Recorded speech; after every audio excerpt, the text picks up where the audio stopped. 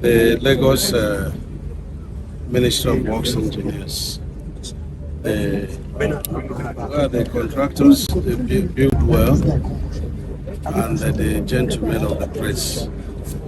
I'm here as directed by Mr. President. Mr. President, President Bola Ahmed Tinubu, he watched the agony that the Lagosians went through yesterday for the reason of closing of this Independence Bridge for rehabilitation.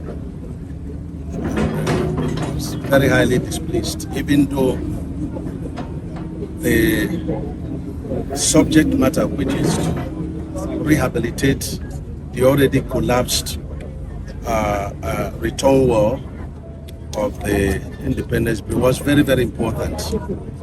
And so he has asked me to be in Lagos and to free the traffic and to get the work done. And that's why I'm here. Let me commend the governor of Lagos State, who was here earlier on, and he spoke to me, and the efforts of Lagos State government, in redirecting traffic that has eased the gridlock that we experienced yesterday. And so I've looked at the structural problems. I'm aware of it.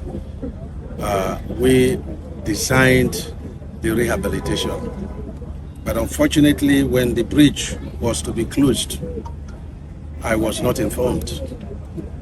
The controller did that on her own, and it's very unfortunate because for a bridge to be closed, especially in Lagos, as you know, it's been the tradition, I should be informed as the minister, and we should also have studied the implication of it, even though it's an emergency situation.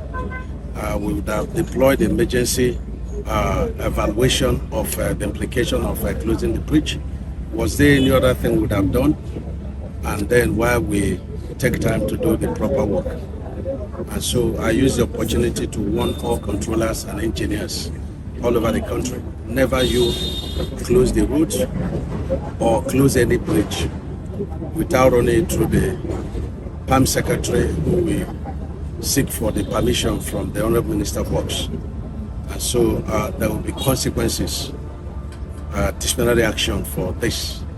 And so let me apologize to Lagosians and to Mr. President for the trouble this closure caused. No system actually survives with all of this individualism that we see on display in our country. Quite terrible. The Minister of Works should actually be sacking somebody in a very sane society. Because I don't know how you want to make it make sense that all of your structures and systems, all of your staff, nobody is supposed to monitor, evaluate, supervise a process, and then you just come and bamboozle people. Look at how you went to hide the apologies to Lagos. At the end, you think it's just that sorry is enough. You want to check how many businesses collapsed yesterday.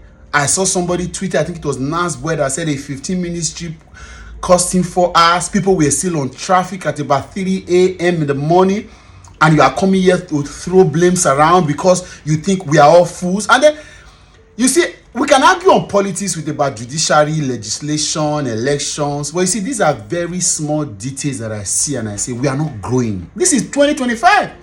In the environment where I'm in, I was gossiping with somebody. I said, this country seems to be like a construction site. Every day, I swear to God, I've been here for a while now, a couple of months. Every day there is construction happening. In my city particularly, for example, one road, there is a new traffic order, there is a new traffic light being installed somewhere for temporary purposes. There is always construction happening every day somewhere in this country.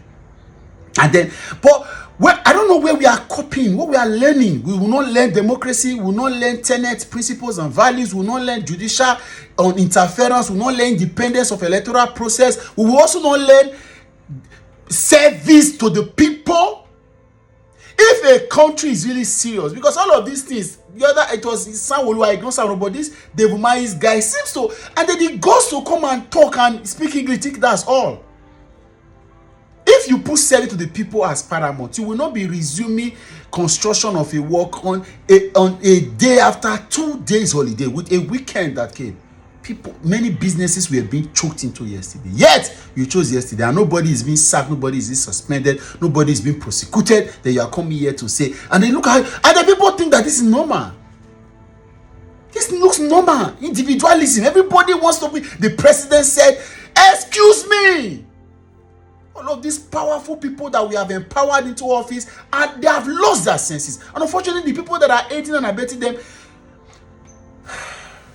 it's unfortunate to see people who have lived in societies.